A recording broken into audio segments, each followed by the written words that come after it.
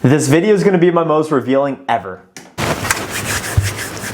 Run the clip. If this video gets 35 likes, I'm going to upload another video of a successful, fantastic, perfectly executed cold call, along with a terrible cold call that goes really poorly of me getting absolutely body bagged and feeling really sad after, but luckily I bounced back. Whether you are a cold calling veteran or a new SDR trying to find their footing, or somewhere in between just trying to set more meetings on the phone making cold calls, I have made over 38,000 cold calls.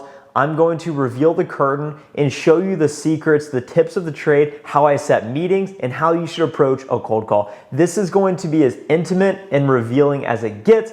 I'm gonna bring you on the road with me in the phone. I've downloaded 2 calls. One went really poorly, one went really well, and I set the meeting. Stick around to the end of the video. The first call went poorly. I'm gonna give my analysis, thoughts, reactions afterwards. Then we're gonna listen to the next call, and then I'm gonna share with you my thoughts on that as well. Right after this clip, I'm gonna share my cold calling routine just so you can get an idea of the look and feel of how I'm making the cold calls. Then we're gonna get into the actual cold calls, and then we're gonna wrap it up at the end. I think you're really gonna love this video. You asked for it, and I'm really excited to show this to you guys. I'm gonna show you my cold calling routine so that you can get a feel of how I do it before you listen to these 2 calls. I'm gonna set my camera here. So I have my headset. Let's see here. Get the headset out. I put the headset on. I'm about to rip some cold calls. These are noise canceling, so it sounds a little bit different. When we're looking at my computer right here, you're not gonna be able to see exactly it, but I use what's called outreach. Outreach helps me dictate my tasks. I can go in here, I can click do central time today, so I can go into all of my calls that I set to be done today in the central time zone. I'm gonna click on my first person. I'm gonna click on it. It's gonna pop up so that I can call them, and you'll see this purple thing is gonna change to a little call button. As soon as it changes, I'm gonna make a call. Renate Wagner. We press the call. As you can see right here, it says connecting, connecting, connecting. Let's see if she answers.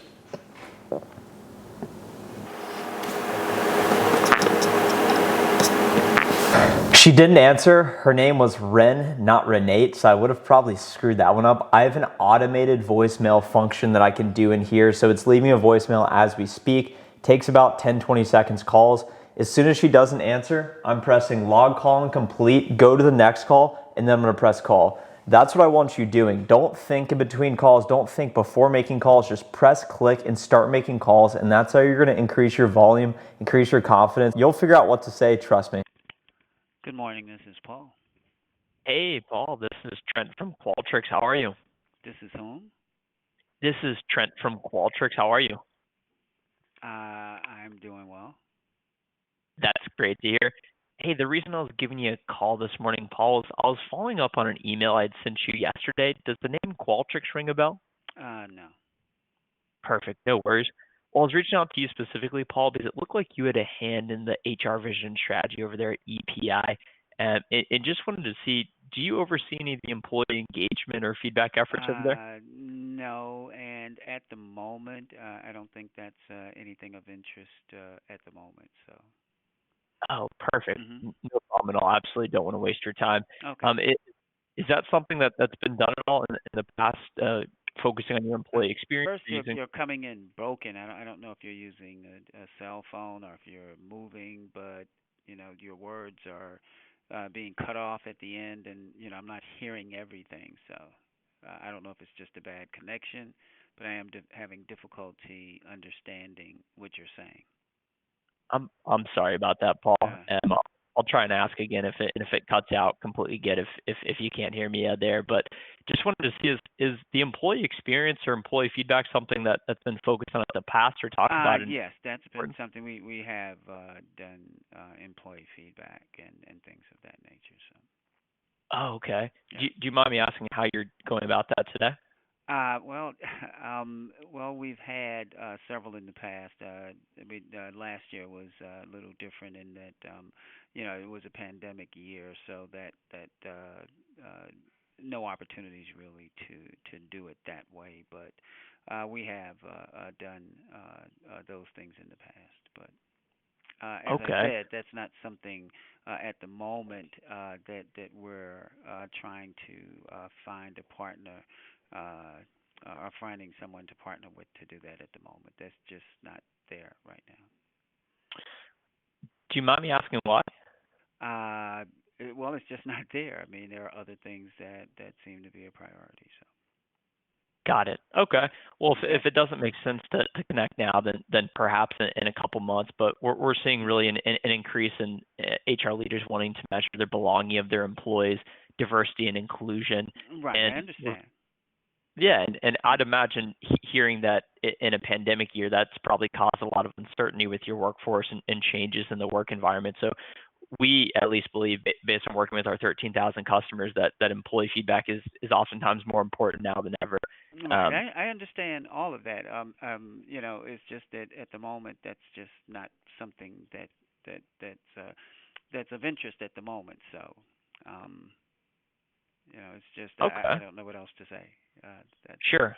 Okay. Well, All right. do you think there'd be an appropriate time for me to follow back up with you in the future? Well, typically when things like that happen, we would seek someone to partner with. So, just having your name may be just good enough for the moment. So.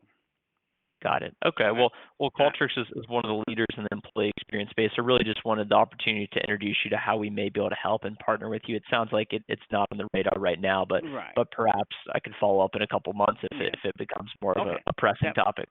That would be fine. Okay. Great. Thanks so much for your time, bye-bye. Paul. That call went poorly from the start. When you ask someone how they are and they say good and don't ask you back, that's how you know you need to get off to a quick start because they don't want to be taking the call. The connection was poor, which made things really difficult, and you could tell he was trying to rush me off the call. One of my cold calling principles is control the pace. You can see throughout the call, even though he wanted to get off, even though I was battling adversity uphill with the poor connection, I continued to keep my pace, continued to push and try and understand the situation. And you could tell at the end, it was getting awkward, it was uncomfortable, but you keep asking questions and go until they hang up on you or you really disqualify them. And that's what I did there. And if they're gonna be short with me, I'm gonna slow it down and make sure they fully understand why I'm calling. That call went poorly. I'm still here. We're still talking to you. So just know that you will have bad calls. It's gonna happen. It's inevitable. It's all how you bounce back. Good afternoon, this is Jana. Hey, good afternoon, Jana. This is Trent from Qualtrics. How are you? Hey, Trent from Qualtrics. I'm good. How are you? I'm doing really well. Thanks for asking. Hey, the reason I was giving you a call, Jana, is I was following up on an email I'd sent you Friday. Does the name Qualtrics ring a bell? Yes, I feel like I've spoken with someone from Qualtrics before. Yeah, Have I not? absolutely. Do you have me on the books for that? Yeah, we actually spoke 6 months ago, and I There you was go. I was That's what it curious was. if you had remembered. Yeah, so fantastic, great memory. Uh, the reason I was calling, Jana, is I know when we had last spoken, it was right around the COVID disruptions, and that really disrupted a lot of business models and really the way in which HR leaders serve their employees. So I hope everything has continued to improve. I've been working with a couple different law practices. I'm working with Gunster out of Florida right now, and really just wanted to see if employee feedback, particularly engagement and those different moments around the life cycle, are a priority for you or the organization as a whole looking into 2021. So right now, our priorities are getting the end-of-year tasks accomplished and completed. So conversations will happen more the first of the year once this is all done and we're closed out for the year. So looking just, Trent, really quickly, because I'd like to circle back on this. Can we look at the mid to late January to circle back? Yeah, I'd love to. How about I send you just a tentative invite for 15 minutes for us to circle back and just decide if it's worth pursuing a conversation? Yeah, that'd be great. Okay. I know it's a long ways out, but perhaps the week of the 18th of January, do you have a day in mind, or do you just want me to send you over an invite? We could just play it by ear. The week of the 18th. Yeah, that week is good. Honestly, Trent, if it's not on my calendar, I'll get booked up. So just send me whatever day and time works for you, and if it doesn't work, we can adjust. I was able to set the meeting there. Quick note at the beginning, I had spoken with that prospect 6 months ago. She had told me no. Anytime someone tells you no, try and figure out, and if it's a hard no, they will not take the call. Understand if it's a timing thing or if they're doing something else that's another priority. Figure out when it makes sense to connect with them down the road. I had a note in my calendar to reach back out to her. I used that, and that instantly warmed the conversation up. I gave her a quick refresher. I was succinct. And then at the end, do you see how she tried to say loosely, yeah, let's reconnect in a month or two, whatever. You always need to make your ask. Get your time on the calendar. That is the key takeaway. She was loose with it, and I said, let's tighten up. Let's look at the week of XYZ. Always do that on your calls. If it's more of a tentative set, confirm with them. Say, yeah, we're looking at the week of XYZ. What day works for you, morning or afternoon?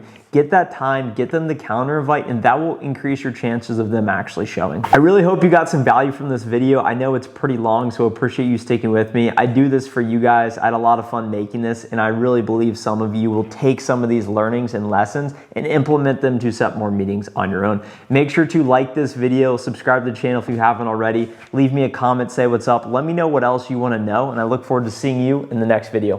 Bye.